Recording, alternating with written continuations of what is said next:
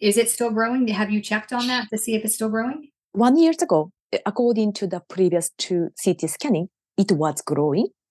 Now, currently, I do have medically speaking, I do have 2 metastases. One is, in my liver. One is my lung. Though I have no symptoms, I have no pain. Actually, the pain I have is the fact that over the course of the 3 days, I do have a foot pain. I'm limping. I'm using a cane. Still, I go to the gym to do upper body exercise. Hey guys, thank you so much for watching our videos. If you'd like to support us some more, you can explore our homemade natural skincare products at purelytallow.com. Thank you so much for supporting my small business. Hey guys, welcome back to the Carnivore Revolution. I'm Serena, and today my special guest is Sami. Sami lives in Japan, and we have become friends over the last maybe year. We have talked once before here on this channel, and I'm so excited to get an update from Sami. Sami, thank you so much for taking the time to visit with me today. Thank you very much for having me back again. I'm really, really excited to have a conversation once again. Yeah. It's been a while. A year? Yeah. I think it's been a year, maybe even a little bit more than a year. So yeah, it's been a while. So. I think so. There is something I want to update you. Yes, we want to get an update. Sami is fighting cancer. Sami is doing the carnivore diet, exercising, became a personal trainer since her diagnosis, right? And is doing amazingly well. So let's start with the beginning. Let's start with the beginning of your cancer journey, and then we'll move on with treatments and carnivore and things like that. But let's first get started with your diet, with your original diagnosis. Okay.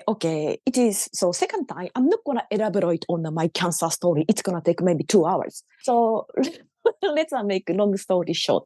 Okay. Yes, as you already mentioned, works. I'm a cancer patient. And I'm a little bit unique about my journey. Here's why. My diagnosis was 3 years ago. I was diagnosed with terminal colorectal colon cancer, stage 4. So everybody thought I was going to die. I thought I was going to die. But there is something I wasn't so upset about the terrible diagnosis is because of that. Before my diagnosis, I knew kind of a metabolic approach for cancer. Technically speaking, ketogenic diet for cancer. I'd known this before my diagnosis. And I knew doctors didn't know anything about metabolic approach. And I knew doctors and oncologists and medical team, zero knowledge. But I knew that is why, despite of the fact that my cancer formation, if you will, the colon cancer was coming from my 20s, where I had a long history of eating disorder, where I consumed the 250 laxative tablets a day, daily, vomiting every day. And I ate the 3 to 5 or 6 buckets of fruits and vegetables, whole grain, so-called healthy vegan food, because I was vegan since I was 6, at the age of 6. The reason was because already it's going to be the one story, right? But I'm going to make it short. The reason was, okay. I'm going to a little bit elaborate on that part, since it's a carnivore channel. Yes. And the reason I became a vegan kid at the age 6 was several reasons. Number one, I had skin issues back then, 6 or 4, at the age of 4 to 6. I went to a dermatologist. She decided that the reason I had skin issues is due to the fact that I was consuming animal flesh. We believed that. Since then, I became strict vegetarian. No, vegan. Of course, lack of everything. The 6 or 4 or 5 year old kid, no meat, no B12 and ions and vitamin D, whatever the animal offers, zero. And also, here is something a little bit sad story. I was raised by a single mom, and I was born in 1972. I'm 51. So at that time, the single mom wasn't a so cool lifestyle. These days, kind of cool, right? I'm a single mom. I'm doing things, and so conservative country, Japan, welcome. So my mom couldn't find out how to raise a fatherless her fatherless child. Little bit, I was abandoned, not little bit. I made a video about it, whole video about my PTSD, where I was completely abandoned. No caretaker at the age of 4. But she left the bunch of, carbohydrate, and left our plates couple of days. And abandoned on food, messed up the nutrition. Of course, it's a recipe for having eating disorders. Yes. Which I did. So for that reason, that I developed a severe eating disorder at the age of 15. And then I'm gonna, went into the laxatives and vomitings and all of the stuff. Nearly 24 years. That was the, original reason I developed, cancer in my colon, full of inflammation and a kind of a PTSD my life. And then, okay, coming back to my diagnosis. So despite of the origination of the cancer formation in my 20s, but I didn't drop the dead because I had started to eat ketogenic lifestyle, 2017, somewhere around.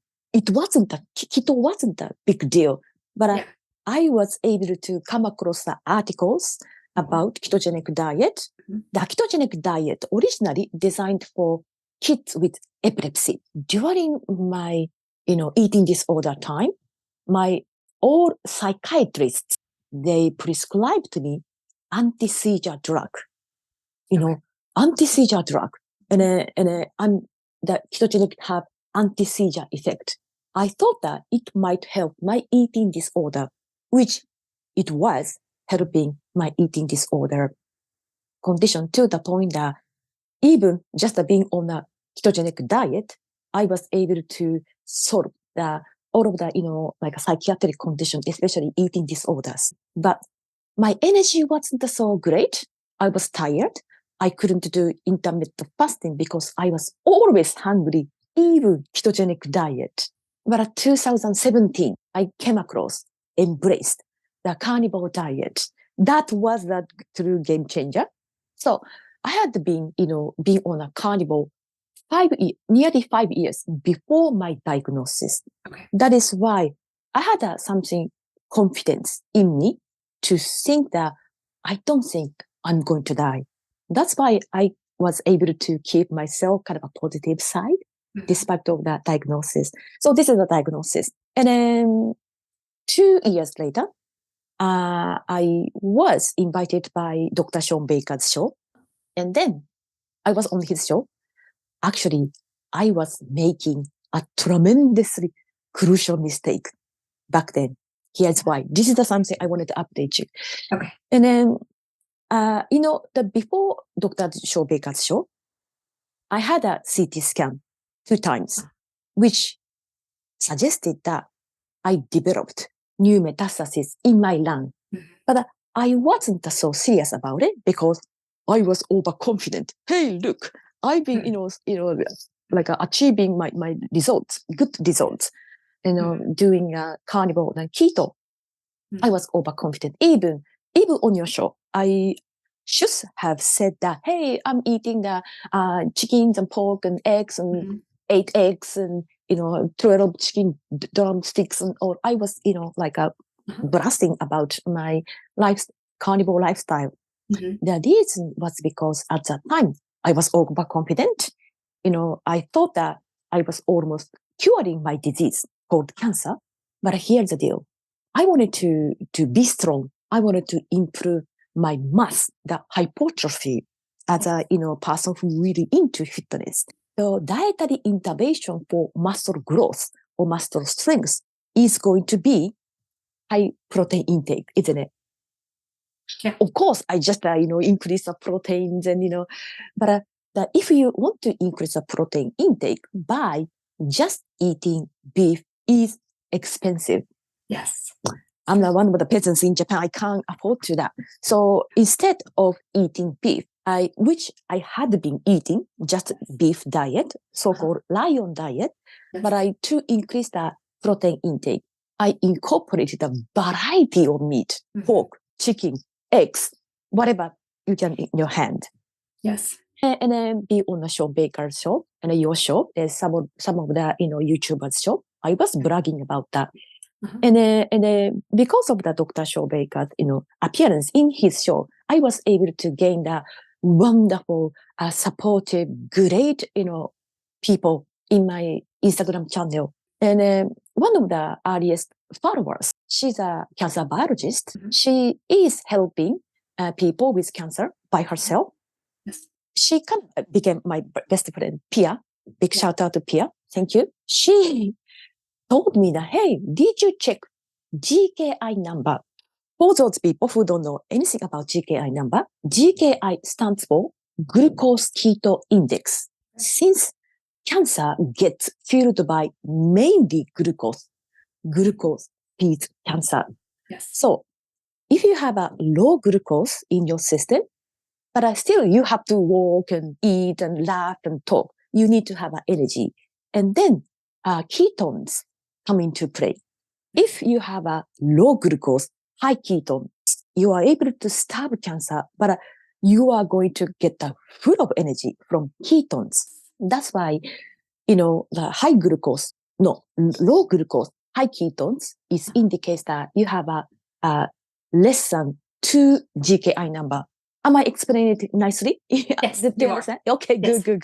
Yes. Sometimes I course. confuse myself by my explanation. And then previously, my GKI was very, very low when I was eating just beef. Okay. And now I increase chicken, the pork, and eggs, and fish. My GKI number was alarmingly high.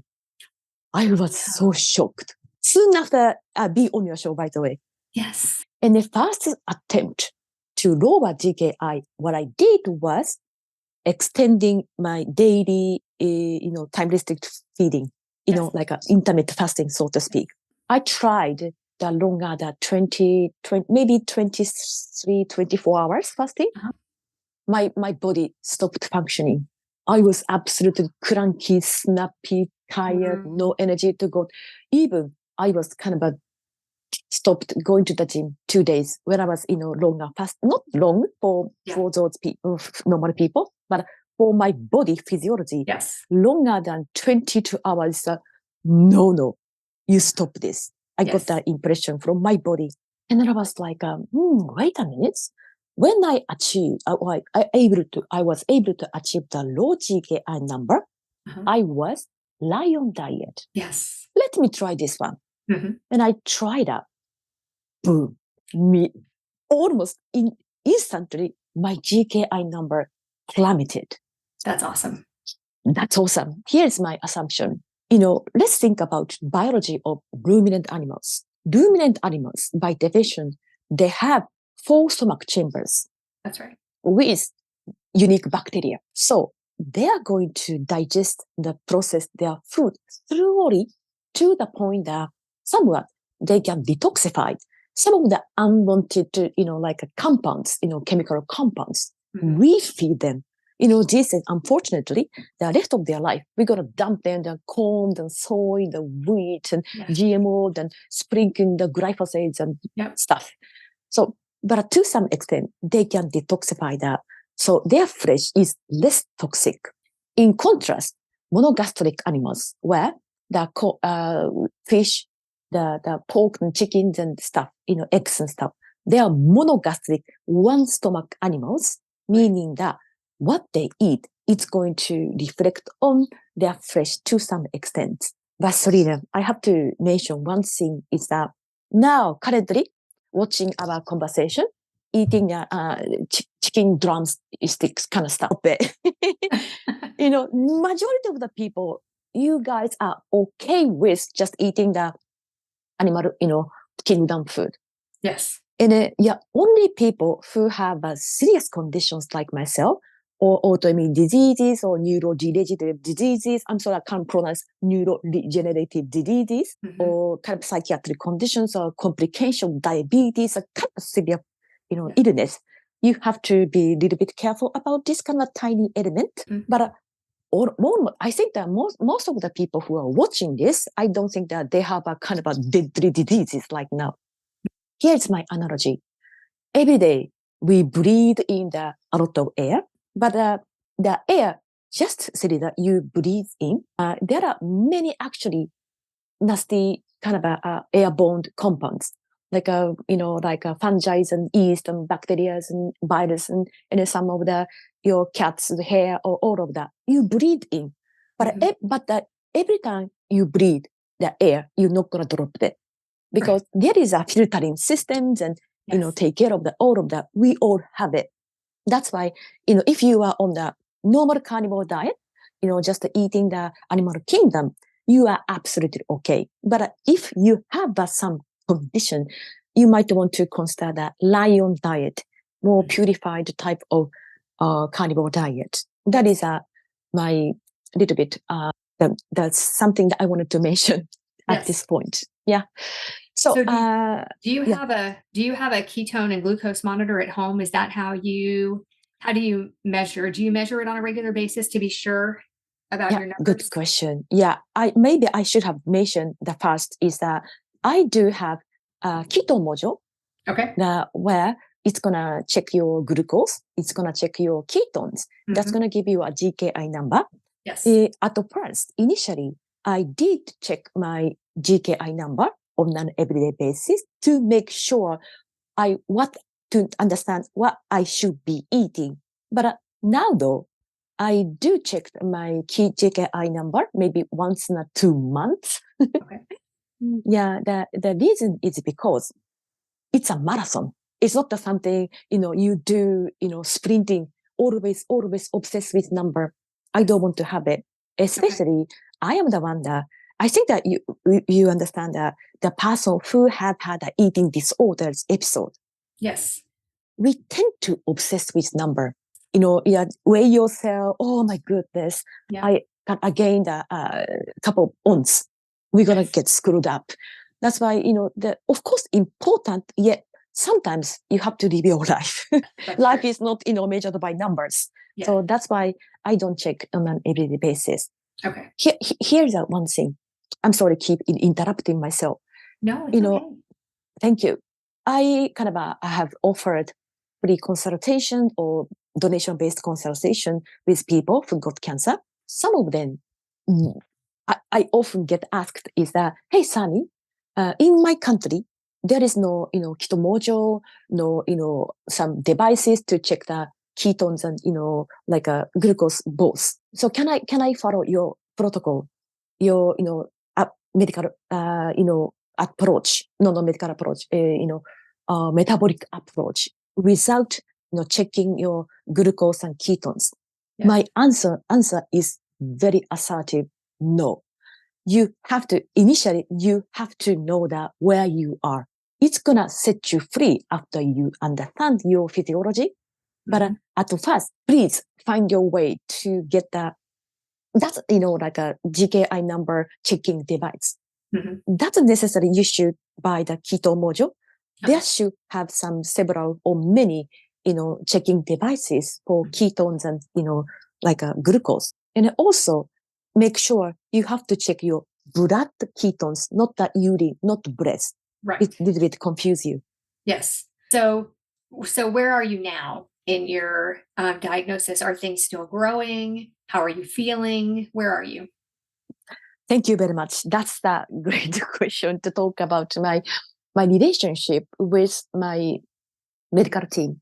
And since they discovered my, new metastasis in my lung, it was growing before I take on the lion diet. Of course, they asked me to take on the new surgery for metastasis. They wanted to cut the half of my lungs, one of the lungs. I refused it. They were really, really serious about the fact that, hey, look, 1 month delay means a death. I was told this way, but I couldn't trust them. There are some episodes. The reason I couldn't trust them, one of the biggest episodes, the reason I was not able to trust them is the fact that I had a very, very challenging operation that's 3 years ago, where they cut half of my colon and 1/3 of the liver, and for lymph nodes and appendix, they cut them out. which is fine. After that, kept in the ICU, going back to the cancer ward, I have a very, very dull and a kind of not excruciating, but a really kind of a weird pain in my liver.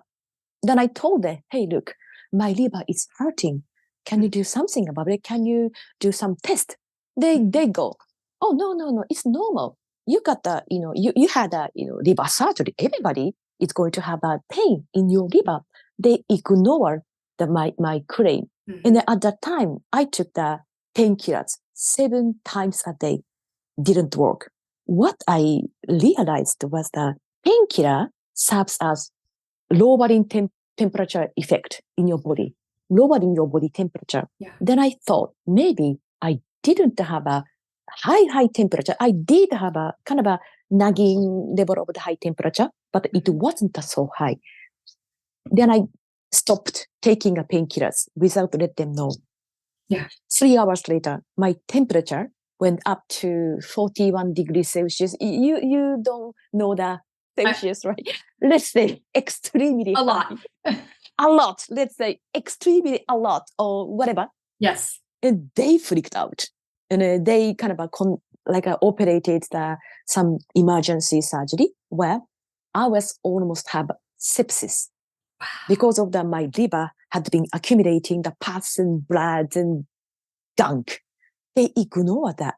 So having this, experience, and I couldn't trust them. Then also, I explained metabolic approach, why I'm not want to get the surgeries and chemo, but they ridiculed, oh, Sam is crazy. Don't listen to her, that kind of deal.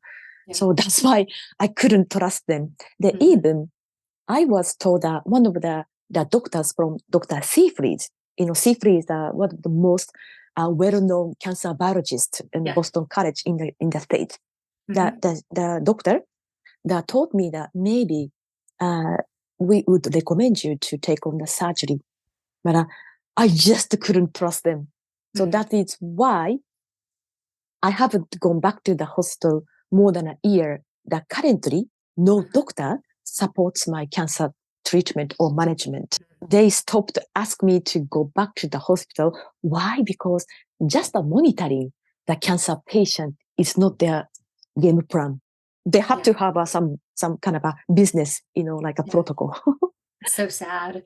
So now you have it in your lungs, and is it still growing? Have you checked on that to see if it's still growing? That's the thing, that 1 year ago, according to the previous 2 CT scanning, it was growing. But obviously, it's been over a year. I haven't dropped dead. I'm strong. I'm healthy. Obviously, I'm doing something right. Yes. And also, soon after my surgery 3 years ago, when having a chemo, month 2, already they found a new metastasis in my liver. Now, currently, I do have medically speaking, I do have 2 metastases. One is, in my liver. One is my lung. Though I have no symptoms. I have no pain. Actually, the pain I have is the fact that over the course of the 3 days, I do have a foot pain. I'm limping. I'm using a cane. Still, I go to the gym to do upper body exercise. I can't help it. I'm too strong. I'm too healthy to be quietly sit. Well, it's definitely going to help you. Going ahead and doing it, even when there's something wrong, is still going to help you. It's going to help you fight the cancer. It's helping you be stronger. It's, helping you with your muscle. So for the naysayers, the people who are going to watch this video and say, why doesn't she just do chemo and radiation? Oh, yes, that's a good thing to talk about. I don't say you shouldn't do modern medicine approach, or rather you should think about first, because you see, the thing is that I'm getting asked, so I'd like to follow your protocol. That is why I'm going to, reject the chemos and radiation surgery. No. There is a time and place. But for me, I happen to have a sequence of the unfortunate communication with my medical team. That's why I ended up being absolutely alone. But it doesn't have to be this way. The ketogenic or let's say metabolic approach is absolutely, go well with your medical, common medicine approach, surgery and ketogenic diet, chemo with ketogenic diet or radiation with ketogenic diet. The ketogenic diet is kind of a anti-inflammatory elements to it. That is why, surgery, chemo, radiation is full of inflammation. Yes. That's going to mitigate the inflammation. On top of that, if you're in a deep ketosis, sensitivity to your radiation and a chemo will very, very improve to the point that you don't need the full dosage of chemo to get the same benefits. Very, very good with modern approach. That I should say this stuff.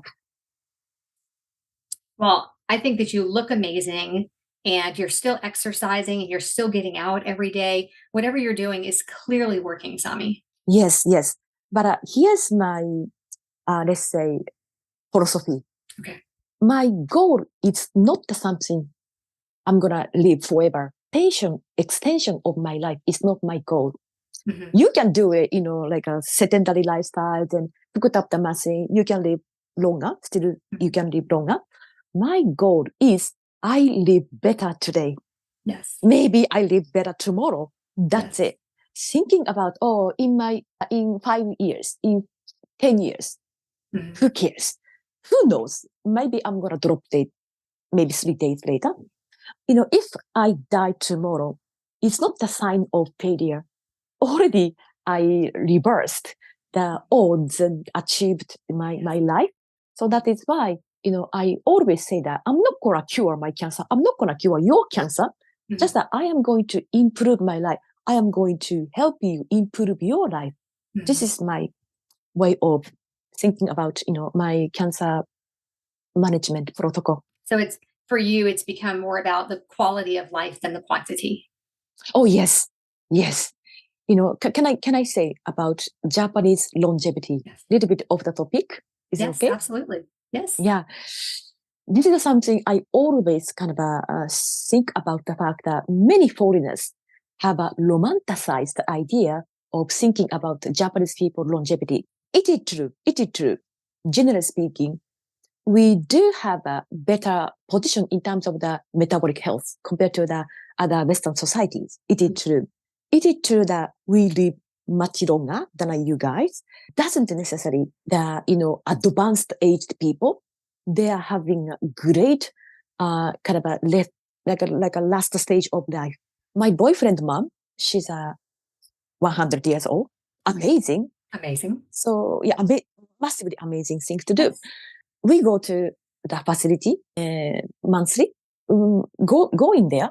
Always think that it's not a very good place to be in. Very depressing. Really sad. All of them wearing the diapers and stuff. Majority of them don't know who they are. Yeah. That's why they ended up being at the facilities. There are a lot. In Japan, we have a aging society. The old folks, the number is increasing despite the fact that the number of children, the baby is massively decreasing. Mm-hmm. That's a societal problem. Yes. And so just, we can't take care of the old folks. They are in the old folks homes. I always think that it is the way to end their life as one of the most successful species. I have heard the story where indigenous societies, like aborigines and tribes and Africans and, jungles and all of that, the old folks in their 60s and 70s and 80s and 90s, actually, they don't know their age because there is no kind of a registering system. Maybe even 100. They hunt the animal to kill to eat and, foraging and running and laughing and stuff. And maybe one day feel like under the weather and go to bed. Next, he wouldn't, wake up. Mm-hmm. That death is so peaceful and natural. Yeah. when we think about the way we die, or let's say end our life, is so devastating. Using the several decades, you are dying slowly. How terrible. Yeah, that's the thing I always wanted to debunk. That the way people think about the longevity in Japan. Maybe back in early day, Japanese, old folks were more living their life in the way that many people think about Japanese old folks now. It's amazing. You have such an incredible outlook, and I have to think that that's part of why you're doing so well. Thank you. Yeah, what I like about your channel is that you are so creative. Oh, thank you. Right. This is something many people wanted to try, carnivore diet, but they think that, they are going to miss the crunchiness, the creaminess, and varieties and all of stuff. You nailed it. Thank I you. love that. Thank you. I think being creative when you can, if you're doing something like a strict protocol, like the lion diet or something, and you can't be as creative. I think that for people who don't have something that's so serious, the creativity can really help people stay on track. But I'd like to think that for people who do have something serious, the idea of being healthy and living longer is enough to keep them on track with something like the lion diet. But for a lot of people who are just here for weight loss or for smaller things, I do think the idea that you'll never eat pizza again, or that you'll never have bread again, or something like that, I do think that can really go a long way for some of those people to be able to have those foods. And even for somebody on a really strict protocol, if they wanted to do it once a month or something and have something besides, the red meat once a month or something, I think that it can give you something to look forward to. It can bring, that everybody just relates food with joy. And it's very joyful to eat a steak, and it's very joyful to eat a hamburger. Red meat is extremely joyful. But every now and then for some people, they like to have something different. Absolutely agree upon that. For me, my weak point is crunchiness. Yes. That's something, oh my goodness, I miss this stuff. And then you could make an argument that, hey, look, like a commercialized pork rind, right? Like the big deep fried the pork skins and stuff that many people call it chicharron. I do love this. Technically speaking, they are carnivore food. Yes. But an industrial way or modern way to make the chicharron or pork rind is deep fried with hydrogenated oil. Yes. Nobody deep fried with lard. We do have some companies here in the US that do fry in pork fat, but they're a little bit harder to find. But we do have some companies here that are doing that. And that is so much better because it's those seed oils that are just causing so much trouble for people. It's making people so sick. People just don't realize that it really should be used for like motor oil or engine oil, that it's not. Right. I mean, it's just not. It's not something that we should be putting in our bodies. Yeah, indeed. That helps to stick to the carnivore diet. Before getting into the carnivore, I do work with even vegetarians, people with paleo or Mediterranean low carb. Is because of the fact that I was vegan. I know how their belief system works. It's almost to take the vegan into the carnivore is almost religion conversion. I don't have enough time for that. Then also, there is some kind of a phrase for their life. Even I didn't jump on the carnivore from the vegan. I went to the, like a mini diet and this, that, the all spectrum diet. And then finally, I found the carnivore. Maybe they need to have such a kind of a process. Yes. Yeah, that's why if you really want to stick to the vegan diet, I can't help vegan because there is no way, right? But the vegetarians, still you are able to consume the eggs, some kind of fish or dairy. If it's not going to give you an immunological response, it's not going to give you an inflammatory response. Okay, I'm going to respect your veggie eating habit. Yeah. And then work on it. And maybe instead you should fast extra longer hours to kind of burn off the unnecessary, carbohydrate, intake. Yes. But still, some people are really hold on to the fruits and vegetable whole grain, like the religion. It's a religion. It's not the science. Yes. Yeah. And it's just because of what people have grown up with. It's what we've learned. So by my age in America, that has been ingrained in us, the food pyramid and my plate and 5 a day, the colorway used to be one of the sayings. And then they moved to 7 a day, the colorway. And those things were impressed upon us from when we were very young. If you're 50 now, then you have been hearing that for more than 40 years, probably how important whole grains are. And you can look back at pictures throughout the years and you can see the health of and graphs and things like that. You can look back and see the health of Americans just going downhill since they started recommending those things. It's just really sad. And I don't know in our lifetime if that'll get fixed, if people will realize. I'm just not sure it'll happen in our lifetime, but I sure hope it does. One of your episodes you mentioned, or someone mentioned that it takes 20 years for medical practitioner or dietitians to realize or follow the true science. 20 years behind. Yeah. Before that information gets out, I wish I could remember who told me that. I can't remember if it was Dr. Seafried or Sarah Pugh, but somebody told me that it can take 20 years for the current stuff, like the current information, the new studies and things like that to be common.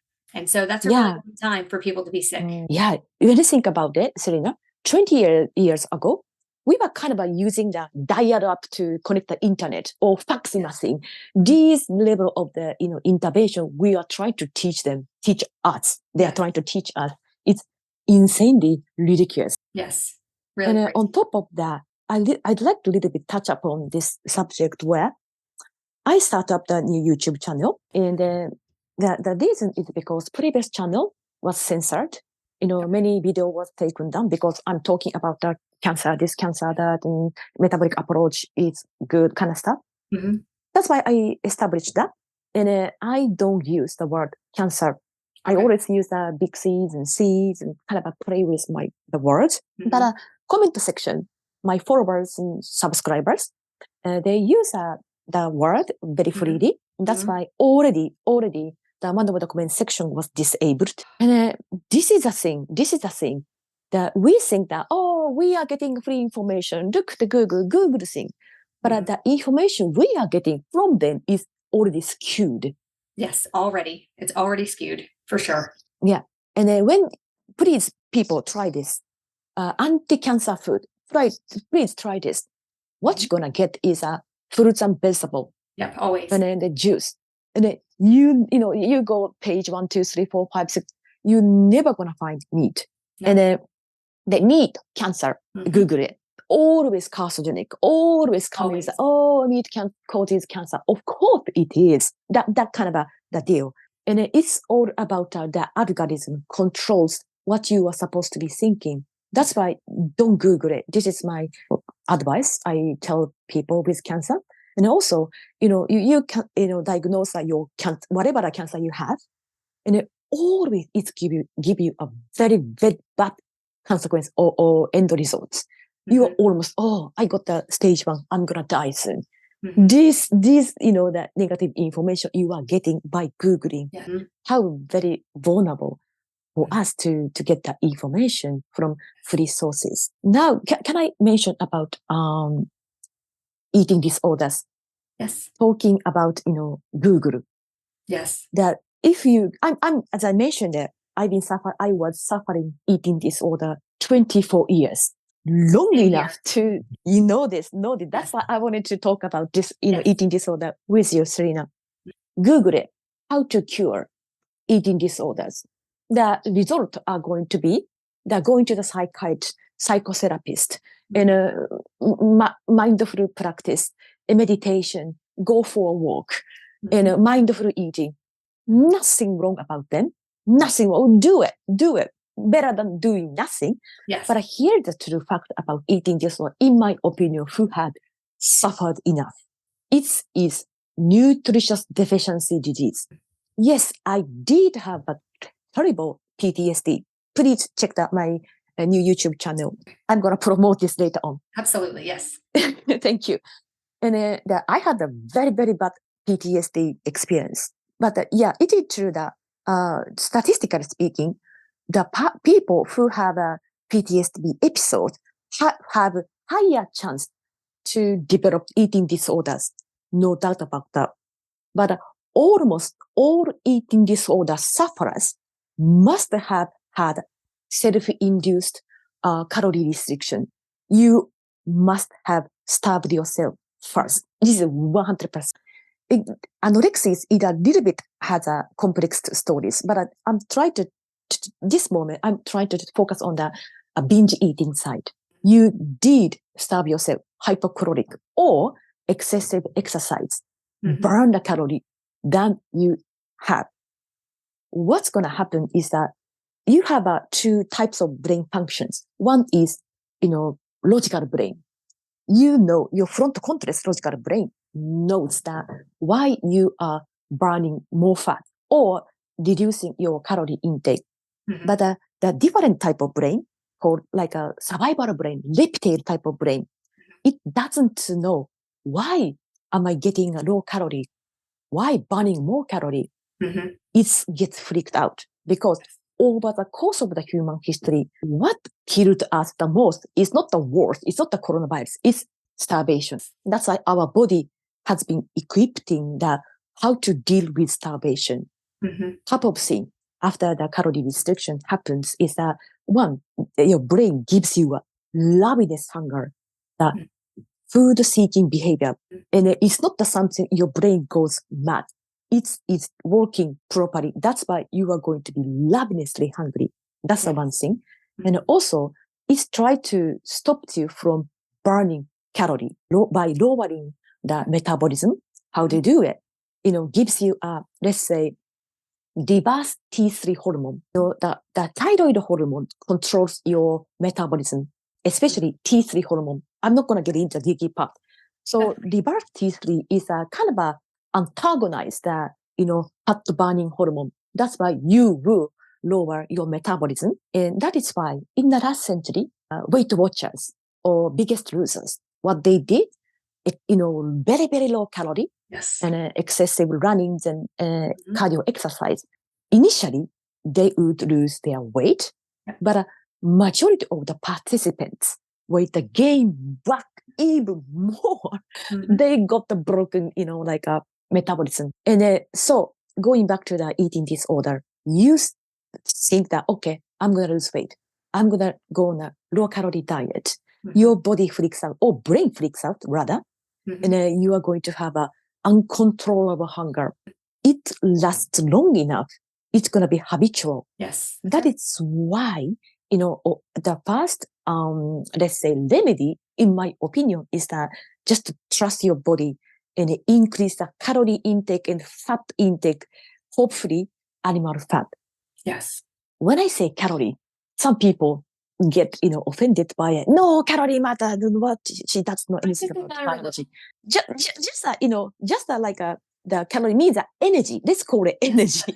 It's a way. It's a way that we know of to measure that people can relate to when they're eating. It's how for people who aren't sure when they're full or when they're hungry, people who have had eating disorders, their hunger cues are messed up, and so it's a way that I can know on any given day whether or not I'm eating enough food, because my problem is undereating, and for some people it's overeating, and so it's a way we can measure. I'm okay with using the word calorie.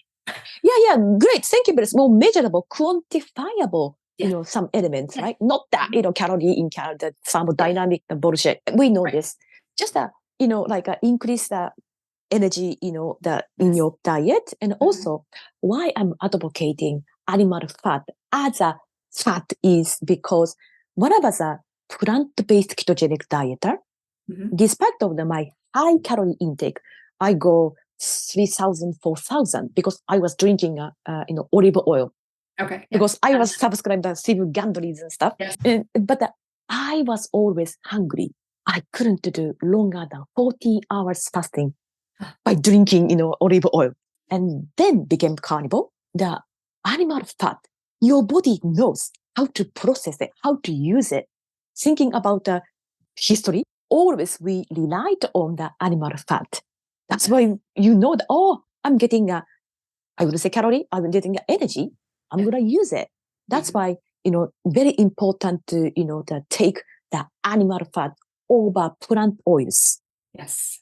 So that is my, thing. I wanted to talk about this with you, Serena. I think it's wonderful. And I'm so glad to hear that you're doing well and that you're still exercising. I am just so glad that we could make the time to do this today. I think it can be really encouraging to people to see your progress and see where you are today. Thank you. Thank you very much. Yeah. So where can people find you? Oh, thank you very much. Yeah, I'm active on Instagram. You can reach out to me on Instagram. And also, as I mentioned, I start up the YouTube channel. The reason is because I wanted to be famous. I just wanted to make sure that people wanted to try my approach to control your cancer or prevent cancer. If we have a organized channel, the Instagram is good, but sometimes retrieve the information, scrolling down, can be messy.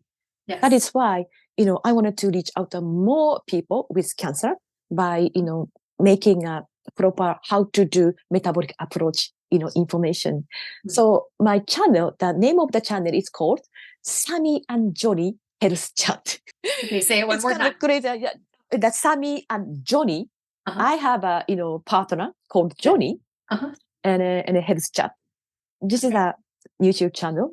Please, like and subscribe and hit the bell button and all of that. Yes, that's awesome. So we will put the link to both your Instagram page and to your YouTube channel down in the show notes. And I wish you all the best, Sami, and I will keep praying for you. Thank you very much. Yeah, we're going to have another conversation soon. We are. Absolutely. Thank you for watching. We'll see you next time on the Carnivore Revolution.